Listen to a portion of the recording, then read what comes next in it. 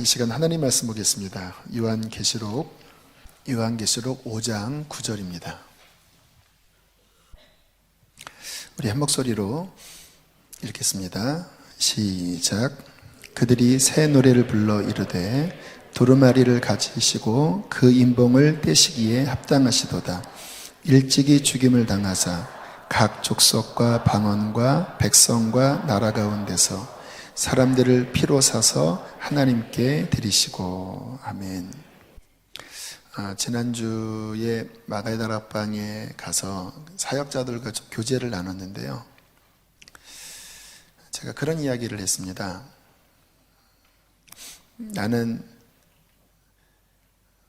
교회든 개인의 신앙이든 성경에서 말씀하신 그대로 신앙생활을 해야 교회든 개인이든 건강해질 수 있다, 영적으로 건강해질 수 있다라는 이야기를 나누면서 저희 교회가 처음부터 가졌던 복음, 성령, 훈련으로 주님을 닮아가는 것, 선교 완성, 이러한 부분들이 그 성경에서 말씀하는 그 핵심 가치들을 그대로 교회의 핵심 가치로 삼아서 목회를 했다고.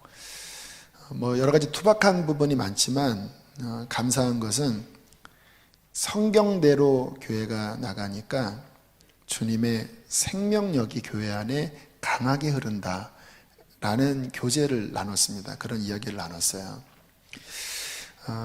한편 생각해 보면 제가 갖는 이러한 생각들이 너무나 기초적이고 당연한 생각 같지만 또 그런 생각을 잘 갖지 못하고 신앙생활을 하는 경우도 있는 것 같아요. 숲을 보아야 합니다. 전체 균형 있게 봐야 돼요. 그런데 그러한 인식이 없으면 우리는 마치 코끼리의 다리 또는 코, 상아 이거 하나만 붙잡고 이게 코끼리야라고 하는 것처럼 우리의 신앙생활이 편협해질 수가 있는 것이죠. 제가 아무튼 교회를 개척할 때 과연 성경에서 제일 중요시 여기는 것이 무엇일까? 라고 하는 관점으로 성경을 쭉 봤어요. 그랬더니 하나더라고요. 물론 그 뒤에 나와 있는 핵심 주제들도 다 중요했지만 그 모든 것을 하나로 정리하면 복음이었습니다. 복음. 창세기부터 계시록까지 결국 하나님께서 뜻하셨던 것은 복음을 완성하는 거였어요. 그래서 구약 내내 복음을 예언을 한 겁니다. 지금은 아직은 초보라 율법을 통하여 하나님 앞에 나오는 길을 열었지만 이제 나는 복음을 완성할 것이다. 아브라함에게 너를 통하여 너희 후손을 통하여 천하 만민이 복을 받는다. 너희 후손 너희 씨를 통하여 사탄을 꺾을 것이다. 그러면서 구약 내내 복음을 예언을 했습니다. 그리고 때가 참에 복음이신 예수 그리스도가 이 땅에 오셔서 십자가 지시고 부활하심으로써 복음을 완성하신 게 복음서고요. 그리고 사도행전부터 그 복음이 온 땅에 전파되면서 어떻게 사람들이 복음으로 회복되는지, 어떻게 구원받는지, 그 복음이 온 땅 끝까지 전파되면 이제 마지막 계시록은 주님의 나라가 임하시면서 그 복음을 완성하시는 것, 그 나라를 완성하시는 것, 이게 결국은 성경의 핵심이라는 것을 깨달았습니다. 우리의 신앙생활이 이 성경에서 가르치시고자 하는 복음에 집중되면 사람들이 살아나기 시작합니다. 왜냐하면 복음은 하나님의 능력이기 때문에. 복음 안에 하나님의 능력이 들어있어요. 몇 년 전에 SBS에서 그 영국 교회의 그 현 실태에 대하여 쭉 방영한 게 방영한 프로가 있었어요. 참 참담한 내용이었습니다. 영국 교회 대부분이 바로 술집, 바로 넘어가고 이슬람 사원으로 넘어가고, 그리고 큰 예배당에는 정말 어르신들 한 20명이 앉아서 그렇게 예배드리는 모습. 저는 더 안타까웠던 것이, 이런 질문을 그 영국 예배당 사제인지 누군지 성공의 사제 같아요. 물어봤습니다. 왜 이렇게 사람이 없습니까? 그 이유가 무엇이라고 생각합니까? 라고 물어보니까 나이도 그렇게 많이 들어 보이지 않는 50대 초중반밖에 되지 않은 그 영국 성직자가 이런 이야기를 하더라고요. 글쎄요, 왜 사람들이 안 모이는지 나도 모르겠습니다. 왜 젊은이들이 세상으로 가는지 나도 모르겠습니다. 제가 그 인터뷰를 보고 너무 속이 상했어요. 답을 알아야 해결을 할 거 아닙니까? 답을 몰라요. 제가 답을 알려주고 싶었어요. 복음을 외치지 않으니까 교회가 죽지. 교회 안에 전통만 남고, 교회 안에 예식만 남고, 교회 안에 조직만 남으니까, 생명이 없으니까 다 젊은이들이 떠나가고 교회가 죽는 거 아니냐 이거사, 이렇게 이야기를 하고 싶어. 너무 안타까워서, 너무 어리석은 모습을 봤습니다. 저는 사역을 하면서 복음을 외쳤거든요. 초창기부터. 제가 20대부터 복음을 외쳤고, 또 개척교회 시작하면서부터 복음을 외쳤는데, 복음은 정말 하나님의 능력이었습니다. 살아나는 거예요. 어린아이도 살아나고, 젊은 사람도 살아나고, 절망한 사람도 살아나고, 나이 드신 분도 살아나고, 복음은 모든 믿는 자에게 구원을 주시는 하나님의 능력입니다.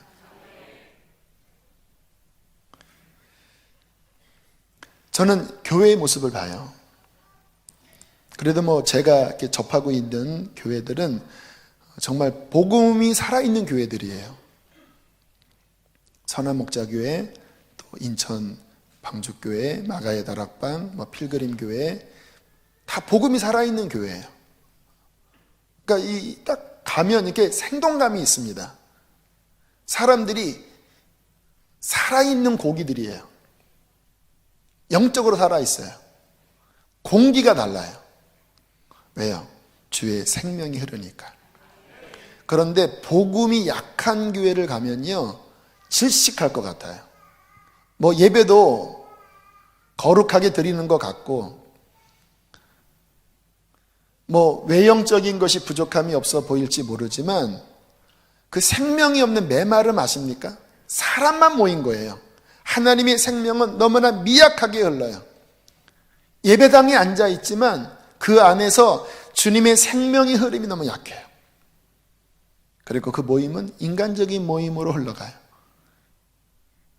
교회의 이름으로 모였지만 복음이 약하다 보니까 그냥 인간 선후배, 나의 그 오랜 어릴 때부터 함께 지냈던 그런 친한 관계 또는 친인적 관계, 그러한 형태로 교회가 30년, 40년, 50년 이렇게 연결되어 있어요. 여러분도 그런 교회 경험을 해보신 분 많이 계실 거예요. 질식할 것 같아요. 왜요? 복음이 약해있기 때문에 그래요.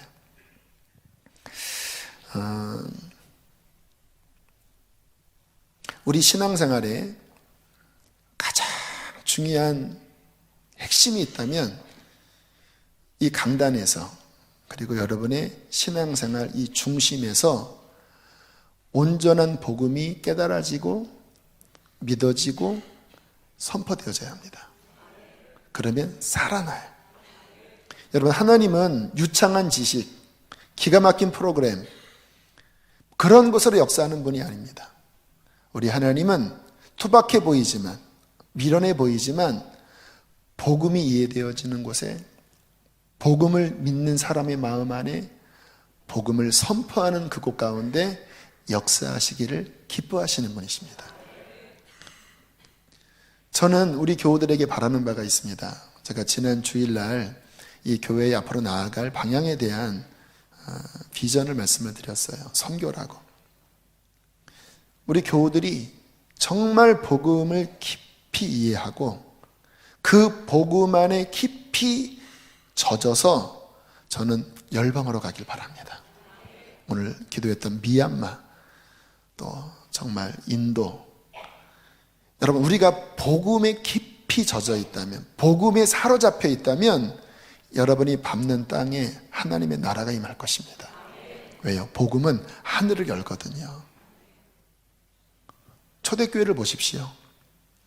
강력하게 복음을 선포했을 때에 하늘이 열려서 사도 바울을 통하여 복음이 전파됐던 그 지역들을 보면 이 유럽 전역이 그 바울의 도보로 배 타고 가는 그 과거 시대의 허술한 운송수단의 움직임이었지만 바울의 그 몇십 년 사역 안에 엄청난 생명 역사가 일어나잖아요. 주님은 복음으로 하늘의 생명을 우리에게 주시고 우리가 가는 곳에 빛이 되기를 원하십니다. 그게 주님이 우리를 향한 부르심이에요. 그러므로 우리가 신앙생활을 하면서 복음에 대하여 더 목마르셔야 합니다. 우리가 복음을 알고 있어요. 그러나 이렇게 겉핥기식으로 알고 계신 분들이 많아요. 똑같은 예수 그리스도라고 해도 그냥 표면적인 예수 그리스도를 이해하는 분과 사도 바울이 이해했던 모든 지혜와 지식의 근원인 그 예수 그리스도를 깊이 이해한 그 눈을 갖고 있는 것은 하늘과 땅 차이입니다. 겉핥기식으로 이해하는 사람이 복음을 전하면 힘이 약해요. 그러나 복음을 깊이 이해하고 그 복음에 젖어 있는 사람이 복음을 전하면 그 입에서 생명이 흘러나갑니다. 복음이 우리 안에 더 깊이 열려지도록 여러분들은 사모하셔야 합니다. 그리고 여러분들이 기도하실 때 주님, 이 강단에서 복음이 더 강하게 선포되어지게 해주십시오. 복음이 더 깊어지게 해주십시오. 다른 어떠한 말들이 아닌 복음이 외쳐지게 해주십시오. 왜? 그래야 여러분이 살고 여러분의 자녀가 살아요. 제가 초창기에 막 그 복음에 대하여 강력하게 외칠 때 이 교회에서 이제 그날도 주님께서 이 성령 집회 때 복음에 대한 말씀을 충만하게 부어주셔서 문자를 아마 보냈던 것 같아요. 오늘도 복음을 외칠 겁니다. 금요 철야에 많이 나와 주십시오. 그랬더니 저 멀리 강동에 사는 한 청년이 저에게 이렇게 단문을 해왔습니다. 목사님, 오늘도 복음을 들려주세요. 평생에 듣던 말씀, 평생에 듣던 말씀 또 들려주세요. 그 단문을 받았을 때 되게 기뻤습니다. 평생에 듣던 말씀, 또 그 말씀 안에 들어갈 때, 더 깊어질 때 우리는 비로소 그 안에서 하나님을 만나고 우리의 영혼의 힘을 얻고 그 복음 안에서 우리가 새로워지게 되는 것입니다. 오늘날 이단이 판을 치고 있습니다. 제가 오늘 주님 앞에 그런 질문을 했어요. 주님, 왜 이단은 갈수록 더 기승을 부립니까? 왜 신천지, 왜 이러한 이단들은 왜 버젓이 저렇게 갈수록 더 부흥을 하는 것입니까? 그런 마음이 들더라고요. 내가 허락하지 않았다면 그런 일이 일어났겠냐? 그리고 생각을 해보니까 교회가 복음을 잃어가니까 하나님께서 그러한 이단들을 통하여 어떤 면에서는 교회를 채찍질하시는 것 같아요. 구약을 읽어보면 하나님 나라 백성이 하나님의 뜻에서 멀어질 때 그 이방 나라 또는 어떠한 대적들을 일으켜서 찌르는 일을 했잖아요. 왜요? 정신 차리라고. 여러분 지금 이 세상에 막 병균이 날아다니는 것도 하나님이 허락한 거잖아요. 왜요? 면역력 기르라고. 여러분 우리가 복음에 분명하게 무장되어 있지 않으면 우리는 그러한 대적들에 의하여 고통당합니다. 어떻게 이길까요? 저는 한편으로는 그런 생각도 해요. 이런 서류 하나 만들어서 모든 교인들에게 그 신천지 그 교주를 부인해라. 그래서 사인하게 하는. 그래서 사인 안 하면은 이제 검색해 들어가는 뭐 그런 것 좀 생각을 했어요. 왜냐하면 이게 어떻게 잠입해 올지 모르겠다는 생각 때문에. 그것도 앞으로 할 거예요. 그렇게 우리 교구 사역자를 통해서 언젠가 할 겁니다. 근데 그거보다 더 중요한 게 있어요. 교인들이 복음 위에 강력하게 서면 이단은 우스운 겁니다. 그 말도 안 되는 그 사설 교리, 결국은 그 성경을 그 억지로 해석해서 나온다는 결론이 그 교주가 이긴 자고, 그 교주가 보혜사고, 그 교주가 재림 예수와 그 뭐가 이렇게 연결되는 이따위 것을 믿고 거기에 열광을 하는 것은 왜일까요? 왜 그 미혹이 역사하도록 하나님이 허락하셨을까요? 하나님의 백성이 진리를 사랑하지 않는다면, 진리에 온전히 들어가지 않는다면 그러한 악한 병균으로 인하여 고통당하도록 하나님이 허락하신 거예요. 성경의 데살로니가 전서에도 그런 내용이 나와요. 전후서에. 그래서 우리들은 복음에 깊이 들어가셔야 합니다. 더 복음이 열려지기를 사모하셔야 돼요. 지혜와 계시의 영을 달라고 기도하십시오. 똑같은 것도 성령이 깨닫게 하시면 그 깊은 것을 보게 됩니다. 그런데 성령이 역사하지 않으면 까막눈이에요. 글은 읽고 얘기는 듣는데 마음은 와닿지가 않아요. 그래서 당분간 복음에 대해 더 깊이 말씀을 전하려고 하는데, 이 복음의 엑기스가 어디에 있느냐? 예수 그리스도의 보혈 안에 있습니다. 그동안 우리가 이 보혈에 대하여 한 3주 정도 그 보혈의 의미들, 그 12가지를 이렇게 선포하면서 뭔가 체험을 하신 분도 있고 또 능력을 경험한 분도 계셔요. 그저께 마가의 다락방 가서 첫 타임을 보혈에 관한 말씀을 전했는데, 이 12가지 선포하면서 힘이 있더라고요. 사람들이 보통 이렇게 12가지 뭐를 읽을 때 좀 지루하잖아요. 그런데 와, 사람들이 눈이 초롱초롱하고 막 성령께서 막 감동하는 걸 느꼈습니다. 그래서 이 보혈은 정말 특별한 의미가 들어있구나 라는 것을 깨달았는데, 이 보혈 안에 복음의 엑기스가 들어있습니다. 그래서 우리가 선포했던 그 12가지를 그냥 핵심적인 부분만 이해하기보다 더 좀 깊이 들어갈 때 제가 그렇게 강조하는 복음의 이해가 더 넓혀지겠다라는 생각이 들었어요. 그래서 앞으로 한 몇 주 동안 이 12가지 보혈 선포에 담긴 의미를 좀 깊이 파는 시간을 가지려고 합니다. 복음이 더 열릴 것입니다. 복음이 더 이해되어질 때 여러분의 신앙은 더 강건하게 될 거예요. 왜요? 복음은 하나님의 생명이기 때문에. 자, 오늘은 첫 번째와 두 번째를 할 텐데요. 자, 보여주십시오. 첫 번째 함께 읽겠습니다. 시작. 예수님의 보혈은 사탄의 손에서 나를 구속하셨습니다. 한 번 더. 예수님의 보혈은 사탄의 손에서 나를 구속하셨습니다. 자, 이 부분을 좀 깊이 들어가기를 원하는데요. 많은 사람들이, 교인도 그래요, 온전히 이해하지 못하는 부분이 있어요. 그것은 뭐냐면, 내가 거듭나기 전에 어떠한 상태였는지를 리얼하게 이해하지 못해요. 보통 어떤 식으로 이해하냐면, 내가 예수님 믿지 않았을 때 그래도 나는 괜찮은 아이였고, 그래도 나는 교회 언저리에 왔다 갔다는 했고, 나는 김정은이나 아니면은 그 악한 죄인처럼 저렇게 막 음란한 그런 짓은 하지 않았어. 무슨 말이냐면, 그래도 괜찮은 사람이었어 그런데 예수님 만나서 구원 얻으니까 참 좋아. 이 정도로 대비가 돼요. 이거는 천하의 둘도 없는 착각입니다.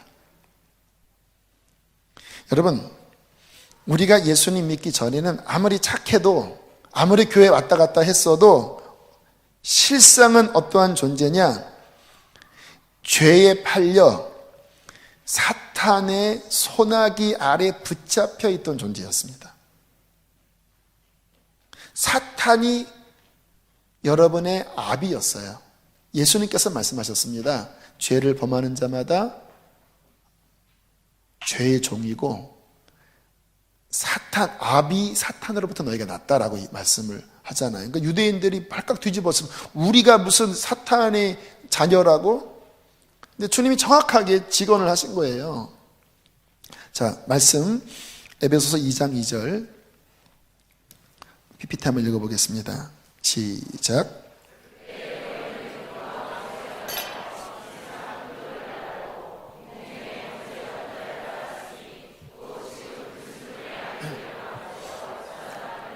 그때에 거듭나기 전에 너희는 이 세상 가운데서 행하면서 이 세상의 풍조를 따라 살았잖아요. 그렇죠? 그냥 이 세상의 유행 따라, 이 세상의 가치관대로.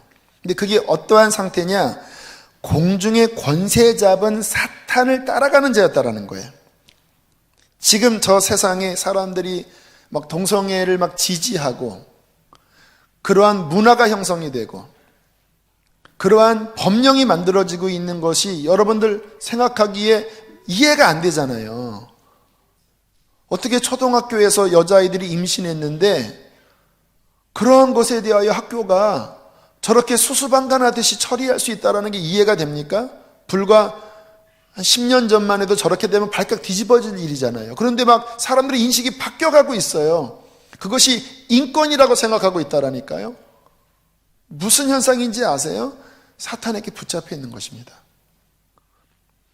지금 불순종의 아들들 가운데, 하나님께 불순종하는 그 사탄의 자녀들 가운데 뭐하는 영이라고요? 역사하는 영이다.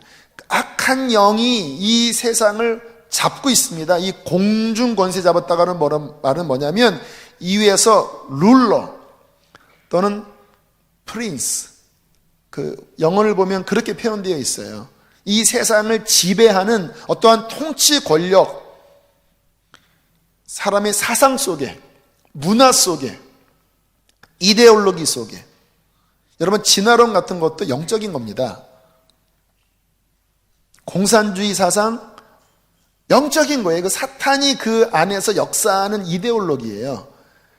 그러한 것이 들어갈 때 그냥 사상이 들어오는 게 아니라 악한 영이 그 사상을 통해서 그 생각과 마음 모든 것을 확 잡고 있는 거예요. 다시 말하면 믿기 전에는 죄에 팔려 사탄의 지배 아래 있었던 것입니다. 그래서요, 우리가 복음을 전할 때 정말로 어떤 사람이 구원받으려고 하면요, 격렬한 저항이 느껴집니다. 제가 안산에서 부목사 할 때 참 전도 열심히 하는 집사님이 계셨습니다. 지금은 권사님이신데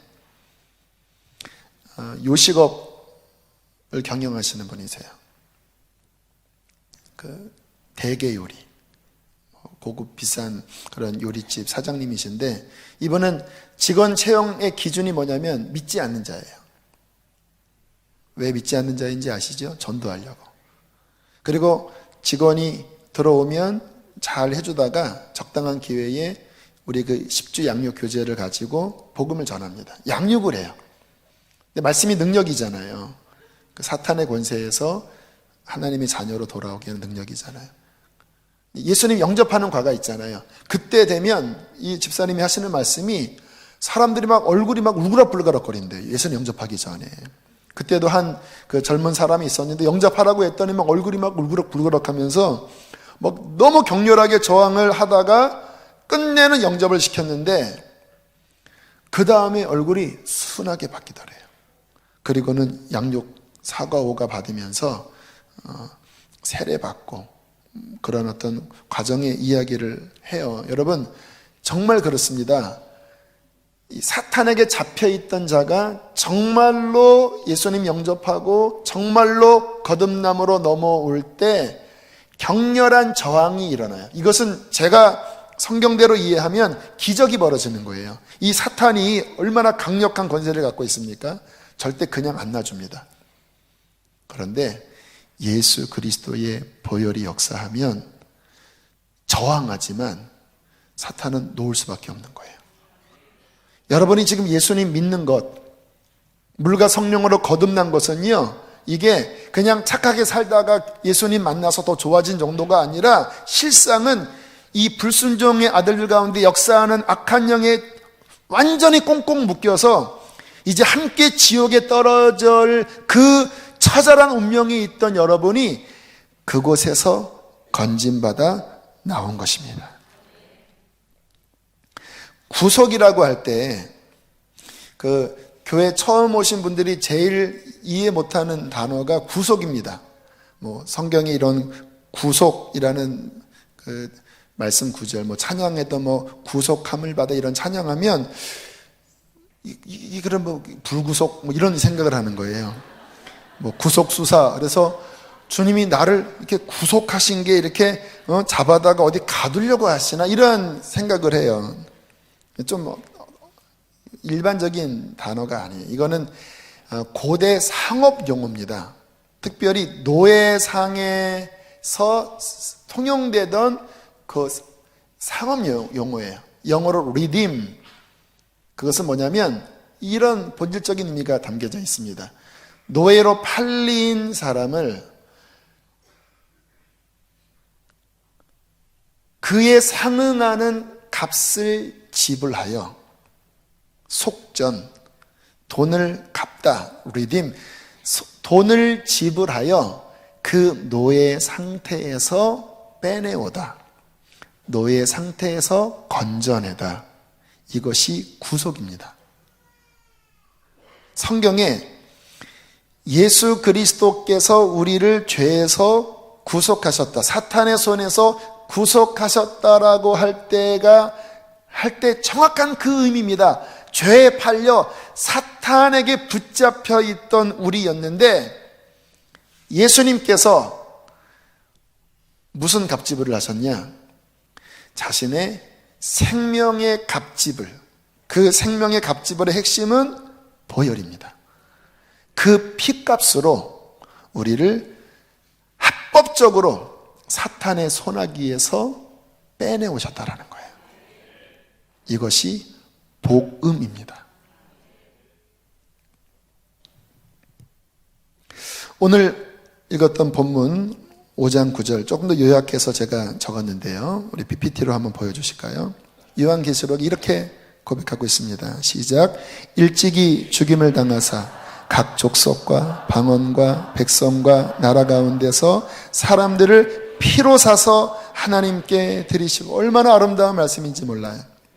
일찍이 죽임을 당하사 온 세상의 족속들, 언어들, 각 백성, 나라 가운데서 사람들을 건져내셨는데 무엇으로? 자기의 피값으로 구속, redeem, 속전으로 갚고, 그 노예 상태인 죄를 다 갚고 자신의 피값으로 사서 우리를 사탄의 손에서 건져내어 우리를 하나님께 드리신 거예요. 그러니까 지금 우리가 지금 이렇게 구원받아 하나님 찬양하고 하나님 예배하는 이것은 바로 이 말씀이 이 안에 엄청나게 깔려 있는 거예요. 여러분, 하나님께서 우리를 구원하실 때 천사를 보낼 수도 있잖아요. 근데 천사로 우리가 구속이 안 돼요. 하나님이 우리를 구원하시려고 하늘에 있는 자원, 하늘에 보석이 있다고 성경에 말씀하잖아요. 그 보석을 싹 모아다가 우리의 죄값을 갚을 수도 있었나요? 근데 그거 가지고 구속이 안 돼요. 우리의 죄가 갚아지는 것은 오직 하나님 자신이 죽어야만, 자신이 생명을 바꿔야만 우리를 건져내는 거예요. 그래서 우리가 구원받을 때 우리의 가치가 어느 가치냐면 예수님만큼의 가치입니다. 유명한 말, 예수님 짤이라는 말, 우리는 예수님 짤이다. 구원받을 때 우리가 지금 이렇게 하나님 자녀가 된 이 근거가 그냥 교회 나와서 뭐 말씀 듣고 깨닫고 오는 그 정도가 아니라는 거예요. 온 천지를 창조하신 말씀이신 예수 그리스도가 인간이 되셔서 생명의 값을 주고 우리를 건져내셨습니다. 그러므로 그리스도 예수 안에 있는 자의 이 정체성, 이 가치는요 엄청난 거예요. 제가 가끔 간증하잖아요. 제가 저의 정체성이 너무, 자존감이 너무 낮고 저의 가정의 흙수저 이런 것 때문에 제 마음에 상당히 이렇게 낮은 자존감이 있을 때 주님께서 저를 책망하셨다라니까요. 네 가치가 너의 가정이냐? 네 가치가 너의 그 부모의 깨어짐이냐? 너의 가치는 예수 그리스도다.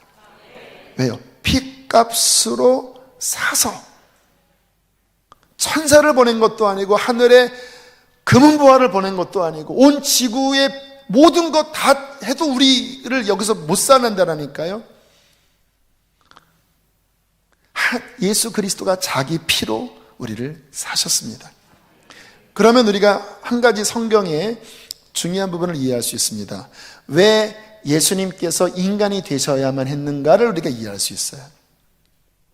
여러분, 예수님이 하나님 상태에서는 우리를 구원할 수 있을까요? 없을까요? 없습니다. 왜냐하면 피를 흘릴 수가 없어요. 예수님이 우리를 구원하시려면 반드시 성육신을 하셔야 합니다. 여러분, 구약에 보면 그 다음 PPT 한번 보세요. 이러한 제도가 있어요. 무슨 제도입니까? 잘 안 보이시죠? 고엘입니다. 고엘. 이것은 뭐냐면 룻기 보면 아는 그 내용이에요. 누군가 빚을 졌어요. 근데 본인의 힘으로는 못 갚아요. 그런데 성경에 무슨 법이 있냐면 그 사람이 못 갚아도 그 사람의 가까운 친인척이 대신 갚아줄 수 있는 거예요. 그래서 보아스가 친척으로서 완전히 망해버린 가정이잖아요. 남편 죽고 두 아들 죽고 그냥 과부 3명만 남고 더 이상 후손을 이을 수 없는 그러한 가운데 보아스가 이 고엘 제도 속에서 갚아준 겁니다. 근데 이게 복음을 담고 있습니다. 하나님의 아들이 인간이 되셔야만 합니다. 왜? 우리 인간이 지은 죄는 하나님이 직접 갚을 수가 없어요. 왜요? 그분은 신이니까. 그런데 인간이 되셔서, 그것도 죄 없는 인간이 되셔서 자신의 생명의 피를 갚음으로써 고엘 제도를 성취하신 거예요. 그분의 피값으로. 한 면은 완전한 하나님이고 그러나 한 면은 완전한 인간이 되셔서 우리의 친인척이 되셔서 그 피로, 그 피값으로 우리를 죄에서 건져 주신 것입니다. 우리는 이러한 주님의 은혜, 그 피값으로 어디에서? 사탄의 권세에서 영원히 지옥에 갈 수밖에 없는 그 절망적인, 그 누구도 이것을 끄집어낼 수 없는 상황이었어요. 그런데 오직 은혜의 예수 그리스도께서 그 십자가의 피로 우리를 건져 주셨습니다.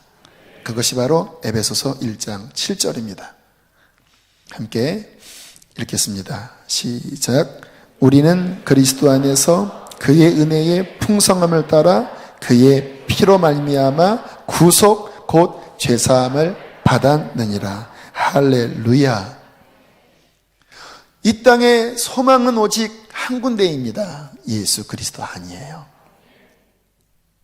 여러분, 이 세상의 절망의 근원은 죄입니다.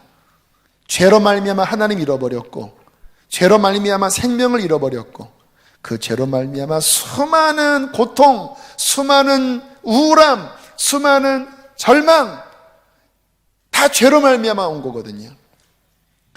근데 사람들이 이것을 해결해 보려고 이데올로기 또는 문화, 자신의 성공, 야망 이런 것에서 답을 찾으려고 하지만 그것으로 구속이 안 돼요.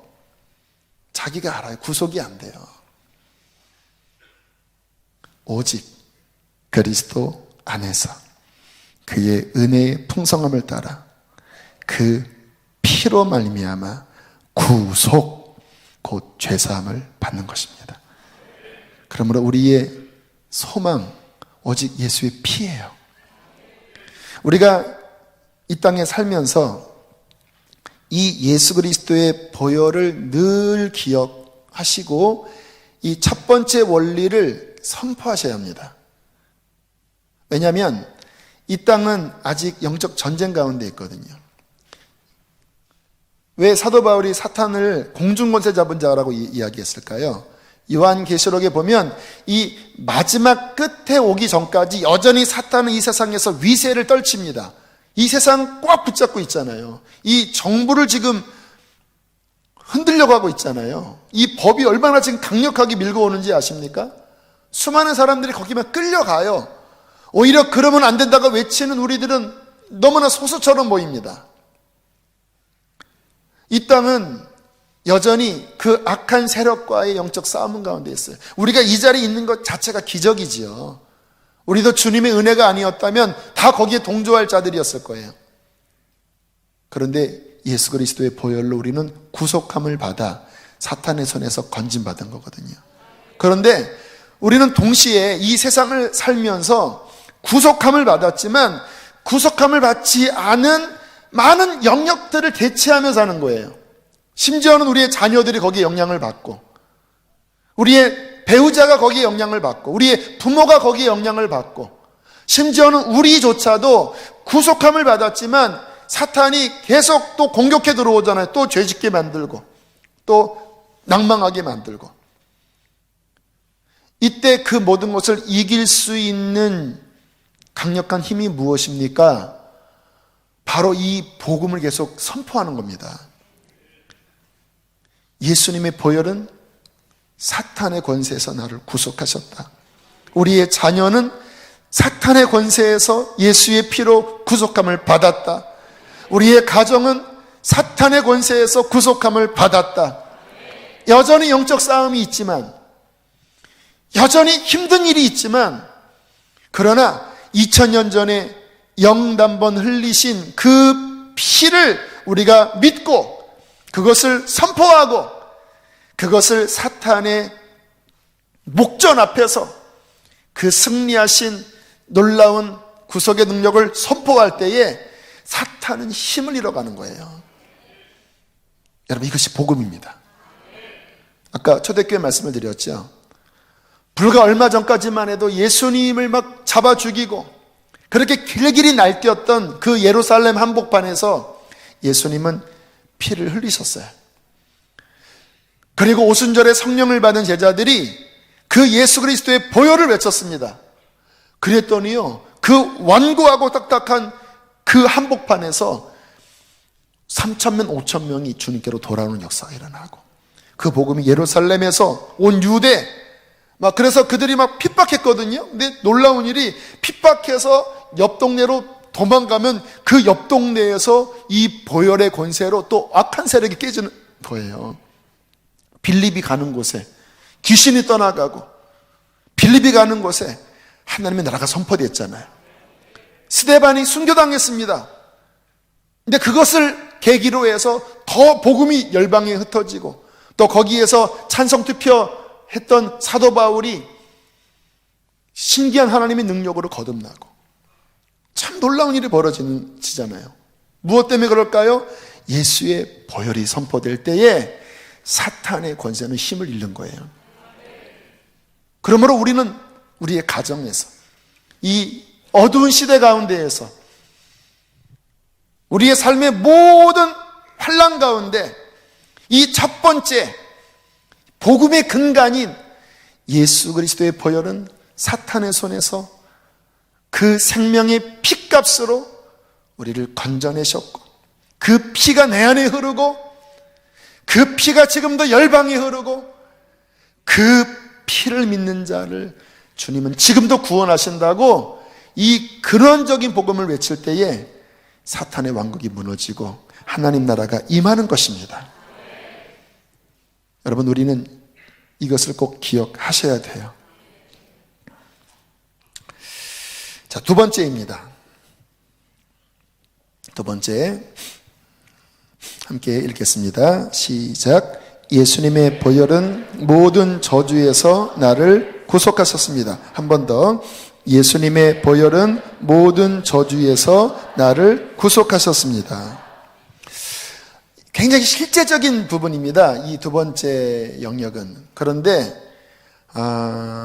좀 와닿지 않게 느껴져요. 왜? 저주라는 말이 일반적으로 쓰는 말이 아니잖아요. 뭐 옛날에 뭐 원려의 한 뭐 이런 그 호러 공포 영화에 무슨 뭐 저주, 무슨 뭐 투탕카멘의 저주, 미라를 발견했는데 그거 발견한 사람들이 뭐 1년 내에 많이 죽었다. 그래서 투탕카멘의 저주, 뭔가 이렇게 영화 속에 등장하는 그러한 개념이지 그 실제 저주에 대한 개념이 우리는 희박하잖아요. 그래서 어떤 분들은 이렇게 저에게 질문할 수 있습니다. 목사님, 저주라는 게 있나요? 여러분, 있습니다. 밀림 속의 십자가라고 하는 책이 있는데요. 거기에 그 아프리카에서 선교했던 그 선교사님의 일대기가 담겨져 있어요. 근데 그 아프리카에서 선교하시다가 결정적으로 그 아프리카 밀림 부족이 집단 개종하는 역사가 있었어요. 근데 왜 그런 일이 벌어졌는지 그 책에 자세히 기록했는데, 지금도 아프리카는 이러한 문명 세계보다 좀 다른 형태로 직접적으로 어떤 주술사들 또는 심지어는 그 악한 영의 역사가 강해요. 이 사탄도 전략적으로요, 그런 데서는 자신을 드러낸대요. 이러한 문화 안에서는 이 문화의 영역으로 또 역사해요. 아까 얘기했던 이데올로기, 어떤 이 문화의 흐름 속에서 역사하는 영이라고 그랬잖아요. 근데 이런 문명 세계에서는 그렇게 막 드러내는 것은 얘네들이 그런 전략을 잘 안 써요. 왜? 그렇게 되면 오히려 막 교회가 더 들고 기도하니까.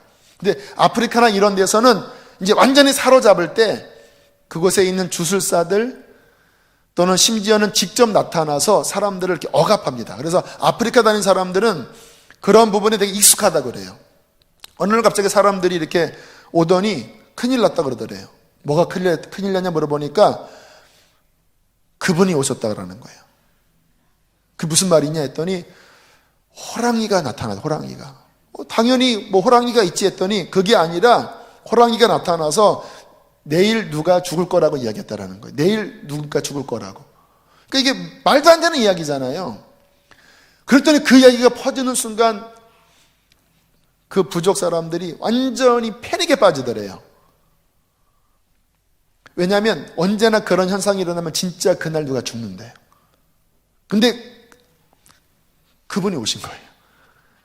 죽는다고 얘기한 거예요. 그러니까 다들 막 어쩔 줄을 몰라 하는데 이 선교사님은 이게 처음 겪는 거라 도대체 이 사람들이 왜 그러나 복음을 전했잖아요.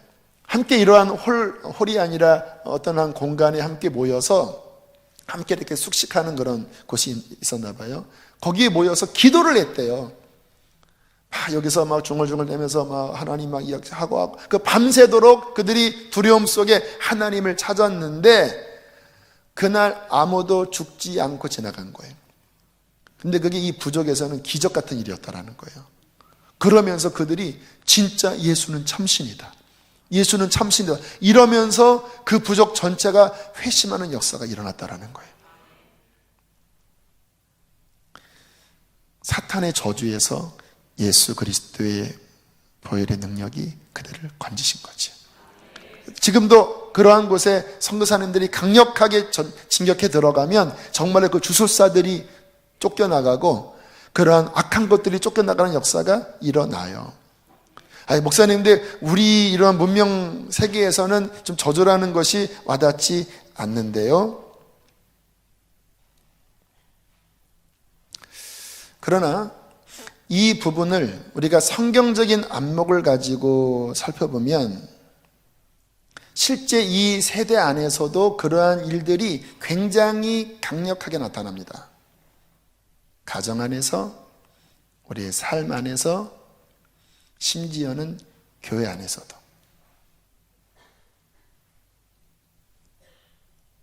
지금 감리교는 계속 소송에, 오늘도 기사를 보니까 지금 이 최고 위에 있는 분이 이 소송으로 인하여 무효 처분을 받았다는 거예요. 이게 몇 년 전에도 그랬거든요. 지금 계속 이래요.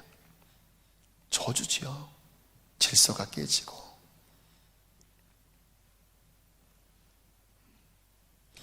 가정 안에 반복되는 어떠한 문제들, 정신적인 질환이 나타나고 반복적인 어떤 가정의 깨어짐이 일어나고 그런 것들이 위에서 아래로 내려오고 하는 부분들이 질문하겠습니다. 하나님의 역사일까요? 정상적인 일일까요? 하나님은 그렇게 우리를 창조하지 않았었습니다. 그분은 선하신 분이십니다. 우리에게 향하신 여호와의 인자하심이 크고 진실하심이 영원하십니다. 그런데 왜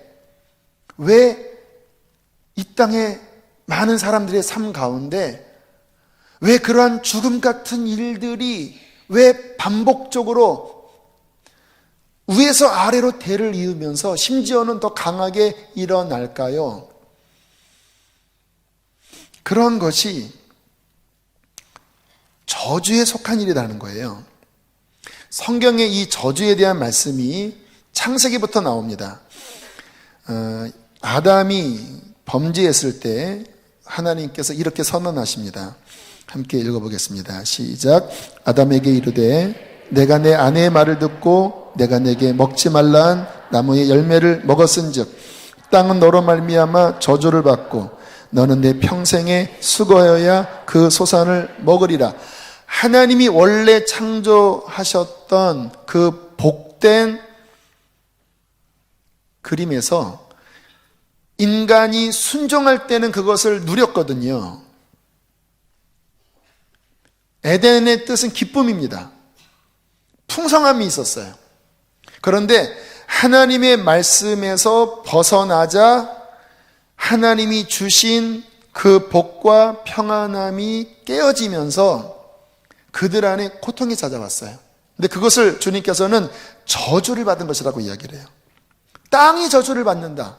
너 때문에 땅이 풍성한 열매를 맺어야 되는데 그 땅이 10분의 1밖에 못 맺는다. 여러분, 탈북한 분들이 하는 이야기가 뭐냐면 이 북한이 저주받은 땅이라는 거예요. 두만강만 넘어도 옥수수가 사람 머리 위를 넘어서고 이만한 옥수수 알이 맺혀지는데 강 하나만 건너면요 옥수수가 허리밖에 안 온대요. 그것도 제대로 맺어지지도 않고 땅이 저주를 받았다고 이야기를 하더라고요. 그분들이 하는 말이 어떻게 강 하나 사이에 그게 기후 문제도 아니고 토질 문제도 아니고 이게 정말 너무 어처구니 없는 일 속에서 그렇다고 중국이 복된 나라냐 그런 건 아니지만 이 북한 같은 경우 우상숭배 나라죠. 하나님이 제일 싫어하는 게 우상숭배잖아요. 김일성을 하나님으로 삼아서 3대째 내려오는 그 땅에 원래는 동양의 예루살렘이라고 칭송받았던 그 아름다운 곳에 하늘에 부흥이 맺던 복된 땅에 그로부터 100년이 지난 지금 세계에서 가장 조롱받고 가장 저주받고 어쩌면 이 민족을 공멸할 수도 있는 어떠한 그 악한 것의 온상지인 곳으로 바뀌어 나가는 것. 저주 아니겠습니까? 또 그 다음 말씀, 가인이 범죄했을 때 어떤 일이 벌어지는지 함께 읽겠습니다. 시작. 내가 땅에서 저주를 받으리니 내가 밭을 갈아도 땅이 다시는 그 효력을 내게 주지 아니할 것이. 역시 같은 말씀이에요. 범죄하면 하나님이 허락하신 은총이 제한됩니다. 그리고는 어려움이 찾아오는 거예요. 신명기 28장에 복과 저주에 대한 말씀이 많이 나오죠. 우리 신명기 28장 15절 읽겠습니다. 시작.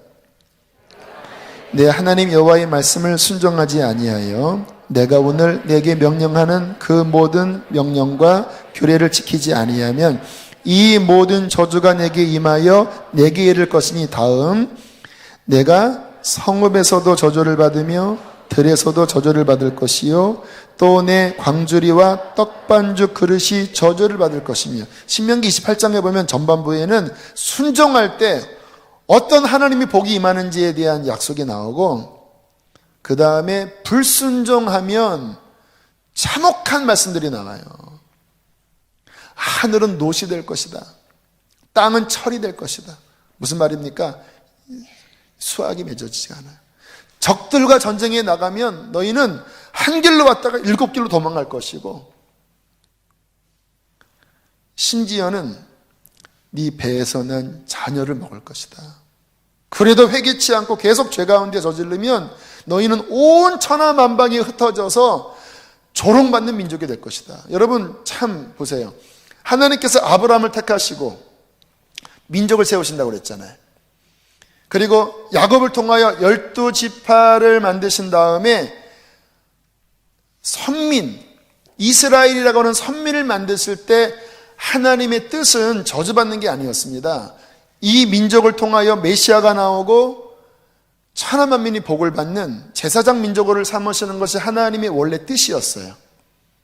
그런데 우리가 구약 이스라엘 역사를 보면 하나님의 말씀에 순종 안에 거할 때 그것이 되게 활발하게 이루어집니다. 다윗이 나와서 그 다윗 안에 예수님의 어떠한 형상이 막 나타나고, 그래서 막 전쟁에 승리하는 게 그 메시아의 어떤 강력한 왕권을 보여주는 거거든요. 그런데 이스라엘 백성이, 유다가 범죄하기 시작하면요, 하나님의 복된 약속이 성취되는 것이 아니라 막 이방 나라에게 막 고통당하고, 아까 제가 얘기했잖아요.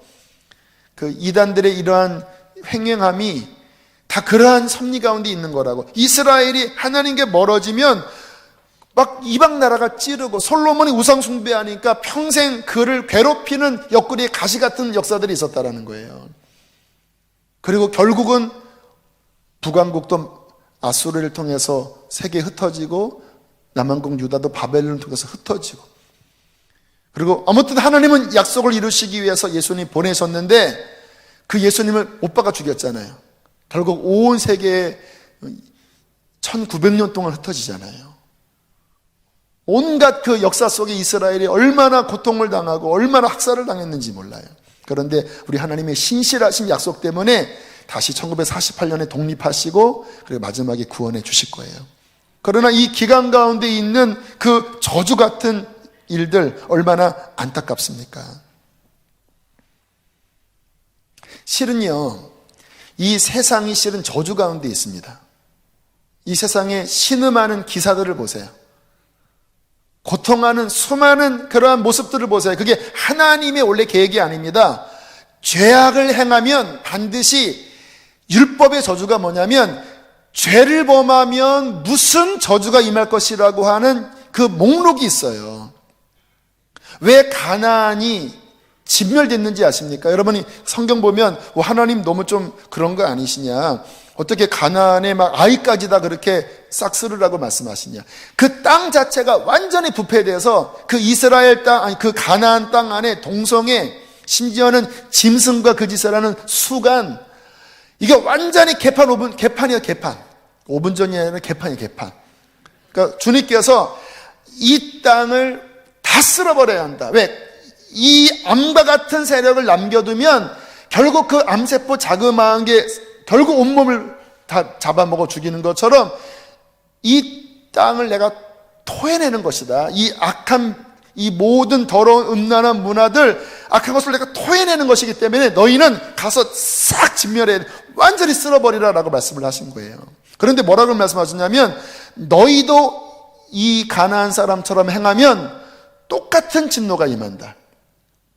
왜요? 죄의 삭은 사망입니다. 그러니까 지금 그래서 이 나라가 큰일 난 거예요. 이런 음란한 법들, 다음 세대 아이들이 그런 죄악을 받아들이면서 소돔처럼 돼버리면 무슨 일이 벌어질까요? 율법의 저주 가운데로 놓이는 거예요. 아십니까? 율법의 저주 가운데로 아이들이 들어가는 거예요. 그러한 짓을 할 때마다 요즘 낙태가 얼마나 많습니까? 1년에 수백만 아이들이 뱃속에서 빛도 못 보고 죽어갑니다. 피를 흘릴 때 얼마나 강력한 하나님의 진노가 임합니까? 노아 시대에 그 강포함 때문에 주님이 물로 쓸어버리셨잖아요. 그러니까 지금 이 땅이 점점 더 깊고 점점 더 그런 죄의 법 가운데로 들어갈 때 율법의 저주, 그 죄를 범하면 어떤 일이 벌어질 것이라고 하는 그 저주가 점점 이 땅을 올가매면서 참혹한 일이 벌어질 수 있는 거예요. 참혹한 일이. 그게 성경의 가르침입니다. 자, 그런데 갈라디아서 3장 13절. 자, 함께 읽겠습니다. 시작. 그리스도께서 우리를 위하여 저주를 받은 바 되사 율법의 저주에서 우리를 속량하셨으니 기록된 바 나무에 달린 자마다 저주 아래에 있는 자라 하였습니다. 잠깐 놔두세요. 한 1분 정도. 이 말씀이 이제 이해가 되시죠? 그리스도께서 저주를 받으셨어요. 아세요? 성경에 나무에 달린 자는 저주받았다고 하는 말씀이 모세오경에 나와요. 그래서 유대인들이 예수를 메시아로 못 받아들이는 이유가 뭐냐면 그들의 인식에 나무에 달린 자는 부정한 저주받은 자거든요. 근데 메시아가 어떻게 나무에 달려 죽느냐 이런 사고방식 때문에 예수님을 꺼려했던 거예요. 유대인들은 그래서 십자가를 꺼리게 여깁니다. 그런데 십자가에 그래서 달리신 거예요. 왜? 그분이 저주를 받으셨어요. 그 십자가에서 하나님의 그 모든 진노를 다 받아내셨어요. 율법의 모든 저주를 다 받아내셨어요. 왜요? 우리를 율법의 저주에서 건져내시려고.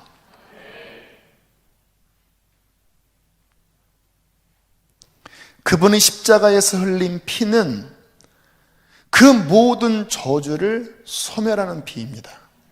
율법의 모든 저주를 소멸하는 것은 오직 예수의 피밖에 없어요. 굉장히 지금 중요한 말씀이 이 시대에 또 저와 여러분의 삶에 적용되어져야 하는 말씀을 지금 나누고 있는 거예요. 그냥 그랬구나 이 차원이 아닙니다. 지금 이 나라에 벌어지고 있는 그 악한 이 나라를 망하게 하는 이 사탄의 역사 아니겠습니까?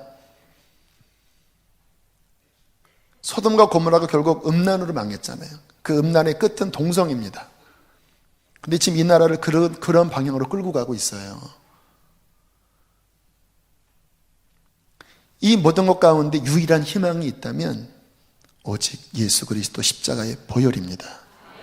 그럼 우리가 보혈을 뿌리면 그게 상쇄되냐? 아니에요. 회개해야 합니다. 회개할 때 예수 그리스도의 피가 뿌려지면 율법의 저주, 음란하고 동성 그런 죄 가운데 빠지면 토해낸다고 말씀하신 그 저주가 회개하고 예수의 피가 뿌려질 때에 구속함을 받아 그 저주에서 하나님의 복으로 돌아올 수 있는 것이에요. 우리들이 기도해야 합니다. 올 5월 달에 또 퀴어 축제 할 때 많은 교우들이 정말 그곳에 가서 회개하시고 예수의 피를 의지하시고 그들이 회개하지는 않을지라도 대신 회개하는 게 중보잖아요.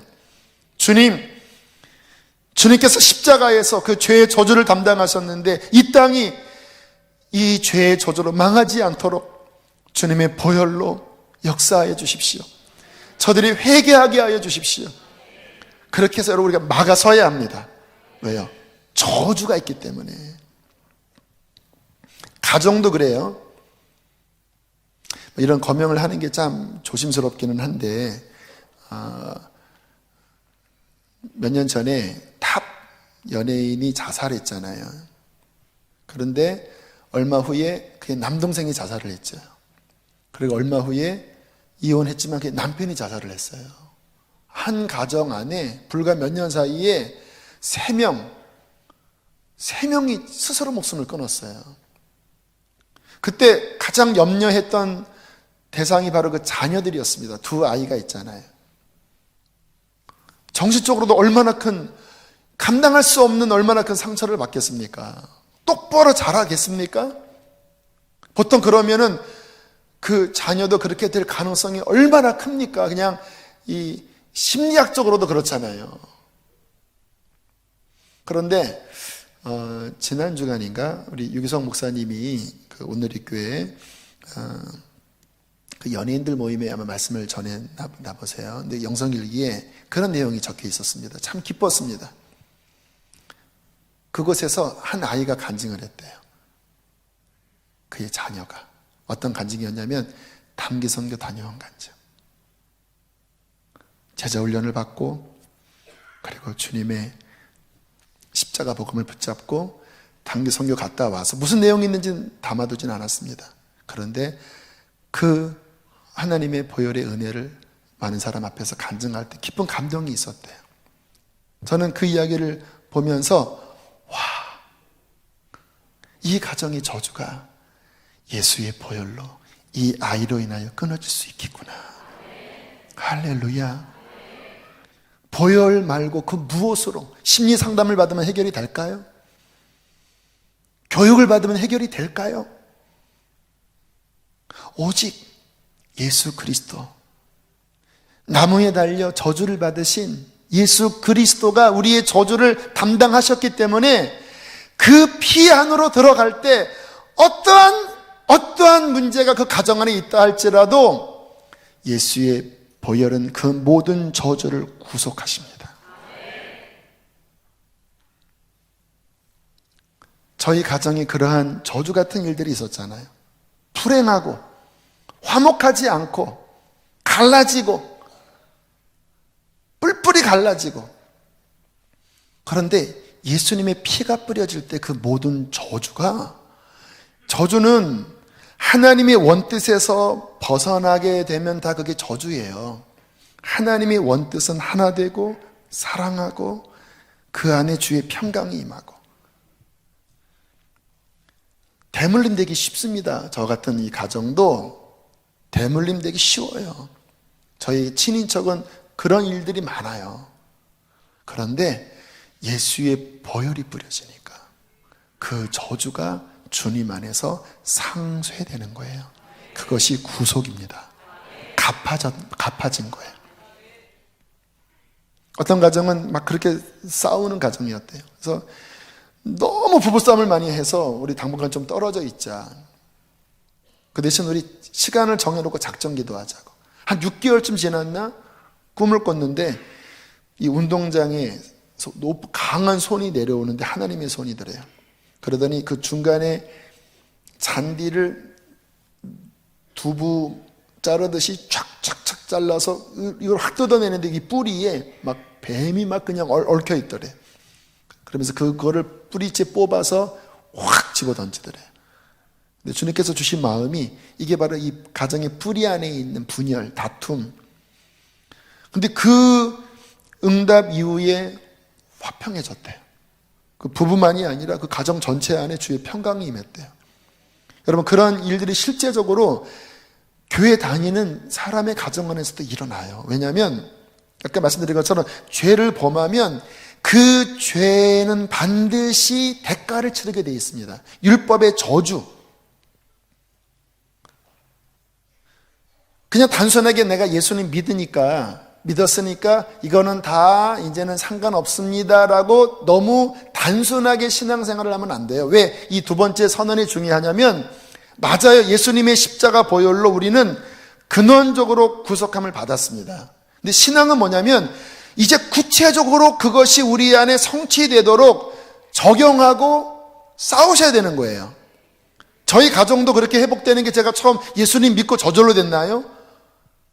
함께 누님과 함께 모여서 조상들의 죄도 막 회개했고, 잘 모르지만 그래 우상 숭배했을 거예요. 주님 보혈로 씻어주십시오. 그리고 음란한 것도 있었을 거예요. 주님, 보혈로 씻어주십시오. 그렇게 막 싸우고 주님의 보혈 안에도 깊이 적용할 때 주님의 보혈의 능력이 역사하는 거잖아요. 여러분의 가정에, 여러분의 삶에 그러한 죄로 말미암아 세워진 제단들, 여전히 우상 숭배하는 가정 있잖아요. 제사 지내고. 여러분의 혹시 가정 중 아버지가 외도한 것이 아직 정리되지 않은 부분이 있잖아요. 그게 영향을 주려고 하지 않겠습니까? 여러분의 남편이나 여러분의 배우자 또는 자녀가 그런 죄 가운데 빠져서 그런 것 가운데 있다면 그게 영향이 오지 않겠습니까? 가족은 다 한 몸인데. 중보자는 뭐냐면 그때마다 그 틈 가운데 서서 예수 그리스도의 보혈이, 그분의 십자가가 이 죄의 저주, 율법의 저주에서 우리를 구속하셨음을 고백하고 대신 회개하고 싸워나갈 때에 그 저주보다 예수의 보혈의 능력이 더 강할 줄로 믿습니다. 그런데 중요한 것은 이렇게 하셔야 되는 거예요. 그냥 대충 하는 게 아니라 우리가 이 12가지를 선포할 때 힘을 느꼈잖아요. 그러나 지금 이것을 깊이 다루는 것은 더 복음을 구체화시키는 거예요. 더 복음이 이해가 되셨죠? 이 2가지를 설명하니까 그게 십자가의 의미구나. 그게 이 저주가 그냥 성경 보면은 멀리 느꼈지만 이게 실제 그런 거구나. 물론 조심스러운 부분입니다. 제가 왜 이 저주 설교를 잘 안 하냐면 이 치우치기 쉬워요. 모든 문제는 다 저주로 보면 안 돼요. 한국 교회가 한때 가게에 흐르는 저주를 끊으라 이런 책이 막 선풍적인 인기를 끌 때 어떻게 치우쳤냐면 좀 콜록해도 그거 저주다. 조금만 삐걱해도 저주다. 그런 이단도 있잖아요. 교단도 있잖아요. 다 모든 게 다 귀신, 저주. 여러분 성경을 보면 예수님이 이렇게 제자들에게 이야기하잖아요. 어떤 사람이 소경됐을 때 이게 부모의 저주 때문에 내린 겁니까? 했더니 그게 아니라 하나님이 행하신 일을 드러내는 것이다. 이런 측면이 있다라니까요. 사도 바울이 그 몸에 병과 사탄의 가시가 있을 때 오히려 그것을 통하여도 하나님을 만나는 귀한 도구로 하나님이 변화시켜 주시잖아요. 그러니까 이러한 측면을 우리가 반드시 안에 갖고 있어야지, 이런 말씀 들었다고 해서 또 그렇게 하면은 좀 큰일 나요. 이단대에 그렇게 되면. 그러니까 제가 언제나 아까 성경대로 신앙생활 한다는 말이 뭐냐면 균형을 잡아야 합니다. 다 그렇게 보시면 안 돼요. 유석경 전도사님 돌아가셨지만 그분도 암으로 돌아가셨어요. 저주받은 건가요? 그분이 그 고통 중에도 깊이 하나님을 만난다라니까요. 축복입니다. 그러니까 우리가 바라보는 시각이 모든 것을 다 그렇게 바라보면 안 되지만, 그러나 오늘 왜 제가 이 말씀을 용기 내어 했냐면 분명히 그러한 영역들이 있을 때 그 부분은 구체적으로 이런 말씀의 능력으로 되어야 그 부분은 적용이 되는 거예요. 그래서 제가 이 부분 조심스럽지만 말씀을 드리는 거예요. 오늘 사무엘 하를 읽었는데 사무엘 하에 그런 내용이 나오더라고요. 갑자기 3년 연속 이스라엘에 기근이 들었어요. 기도하니까 주님께서 뭐라고 가르치셨습니까? 이것은 사울 왕의 문제 때문에 생긴 저주다. 사울 왕이 기브온 주민을 학살했다.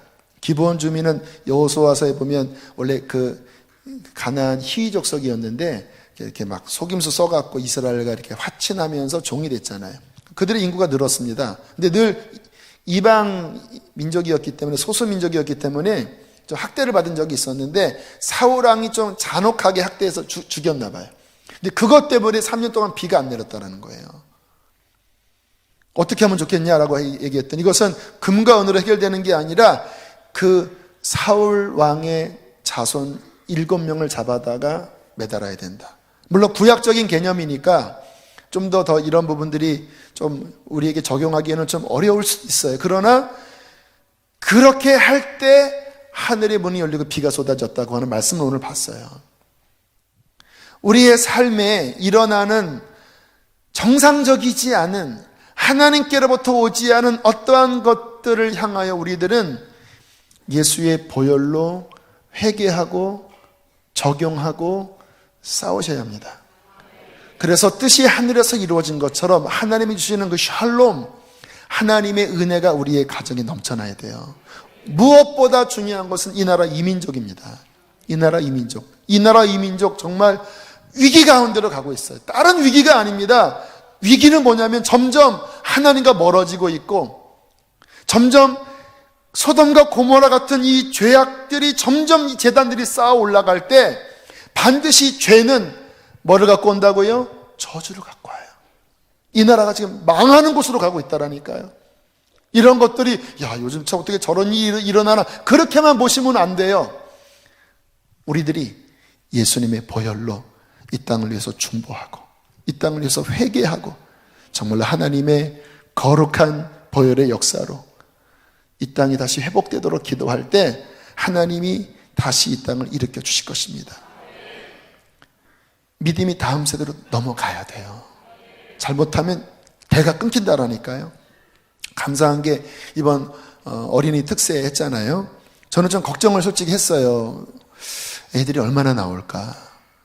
어른들도 특세하면 아무튼 3일 넘어가면 완전 초토화가 되더라고요. 제가 그래서 어른들 대상으로 요즘 특세를 할 용기를 좀 잃어버렸어요. 좀 삐졌습니다. 애들이 얼마나 나올까 했는데요. 첫날이니까 좀 많이 나왔잖아요. 제가 아무튼 당근을 던졌습니다. 5번 다 나오면 저번 선물 준다. 아마 애들이 여기 좀 필을 받았나 봐요. 그 제가 그런 얘기까지 했습니다. 부모님이 나오셔야 아이들은 나오잖아요.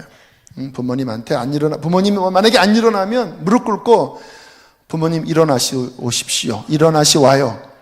부모님이 이러시면 안 됩니다. 안 그러면 콜택시를 부르고 갈 것입니다. 이렇게 얘기를 하라고 했더니 진짜 어떤 가정은요 그렇게 이야기를 했대요. 아버지가 막 다음날 못 일어날 것 같다 했더니 아버님 그러시면 안 되옵나이다.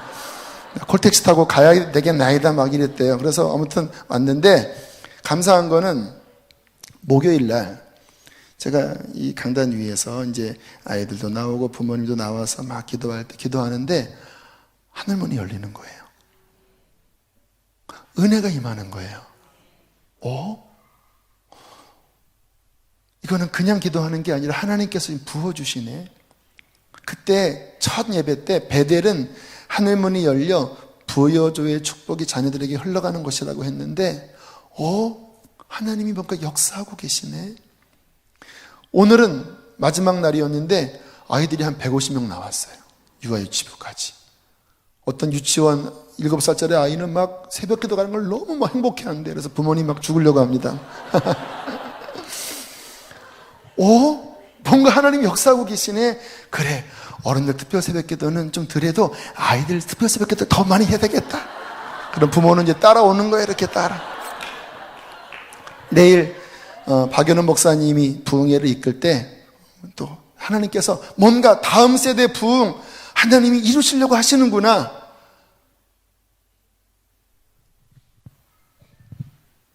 저주는 뭐냐면 믿음의 대가 끊어지는 거예요.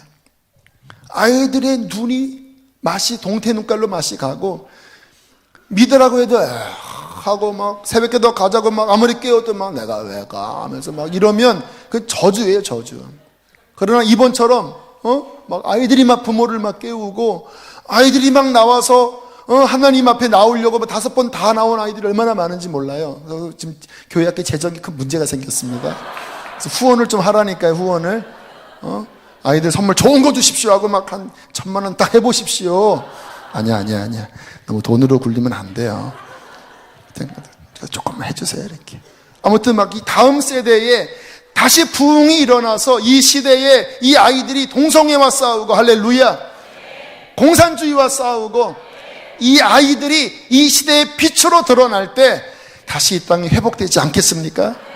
그 핵심은 우리의 가정 안에, 이 땅 안에 예수의 피가 뿌려지는 것입니다.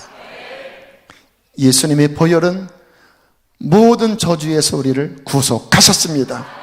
다시 이 땅에 하나님의 놀라운 부흥이 일어나고, 저 북한 땅의 우상 숭배가 무너지고 다시 예배당이 세워지는 회복이 일어날 것입니다. 왜요? 예수의 보혈로 그 모든 저주가 구속함을 받았기 때문에 하나님께서 우리를 통하여 그 아름다운 일을 이루실 줄로 믿습니다. 아멘. 우리 함께 찬양하시겠습니다. 우리 보혈 세상의 모든 찬양으로 곧장합니다.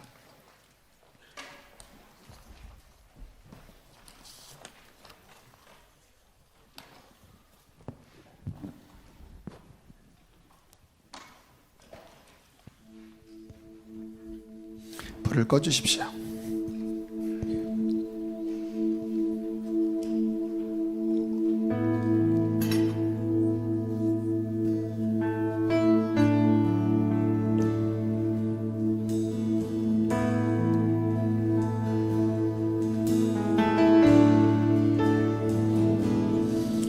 보혈 세상의 모든 헛된 외침보다 능력 있는 말씀 날 의롭다 하며 날 보호하시네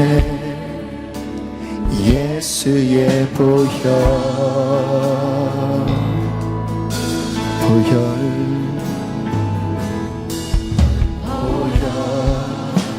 세상의 모든 헛된 외침보다 능력 있는 말씀 날 의롭다 하며 날 보호하시네 예수의 보혈.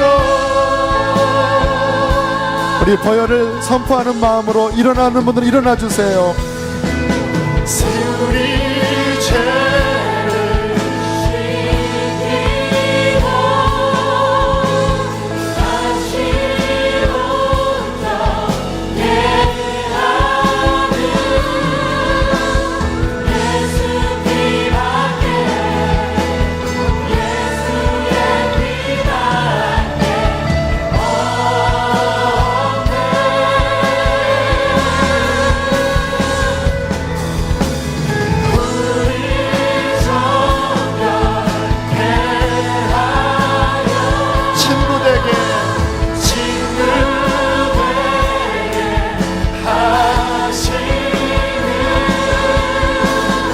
예수의 피밖에 없네. 예수의 피밖에 없네. 십자가 은혜의 증거 십자가 은혜의 증거 주 마음 알게 해 우리 길 대신에 담대히 나가네 세상 의지 않고 오직 주 보혈로 오직 주 보혈로 우리 믿음으로 선포합니다.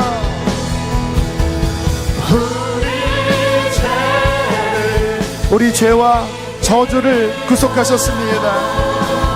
다시 온전케 하는 예수 피밖에 예수의 피밖에 없네.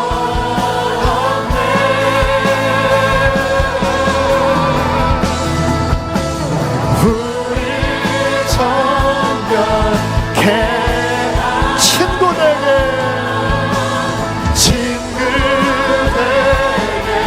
하시는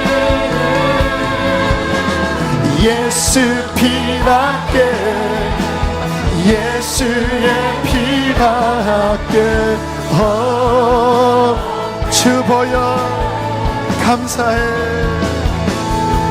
주 보혈 감사해 주의 보혈 감사해 주의 보혈 감사해 예수 피밖에 예수의 피밖에 우리 두 손 높이 들고 이 거룩한 보혈 찬양해 찬양해 주의 보혈 찬양해. 예수 피밖에, 예수의 피밖에 주의 보혈 능력 있도다. 주의 보혈 능력 있도. 여러분의 모든 저주를, 이 땅의 모든 저주를, 북한 땅의 저주를 구속할 힘은 예수의 피밖에 없습니다. 보혈 그 어린 양의 매우 우리 마지막 할렐루야. 주의 보혈, 주의 보혈 능력. 2000년 전에 십자가에 설리신 예수의 피는 능력이십니다. 믿어 주의 보혈 그 어린 양의 매우 귀중한 피로다. 우리의 삶에 세워진 악한 재단들, 반복되는 죄악들, 우리의 부모님, 우리의 가족에 아직 해결되지 않은 그러한 영역에 회개와 더불어 예수의 피를 뿌리십시오. 예수의 피를 선포하십시오. 따라합시다. 예수님의 보혈은 모든 저주에서 나와 내 가정을 구속하셨습니다. 갚아주셨습니다. 사탄의 손에서 건져주셨습니다. 내가 예수의 보혈로 명하노니 사탄과 죄의 저주가 떠나갈지어다. 떠나갈지어다. 우리 두 손 높이 들고 성령께서 깨닫게 하시는 것 회개하시면서 주의 보혈을 충분하게 뿌리시면서 우리 주님의 승리를 선포하며 기도하시겠습니다. 주여 세 번 부릅니다. 주여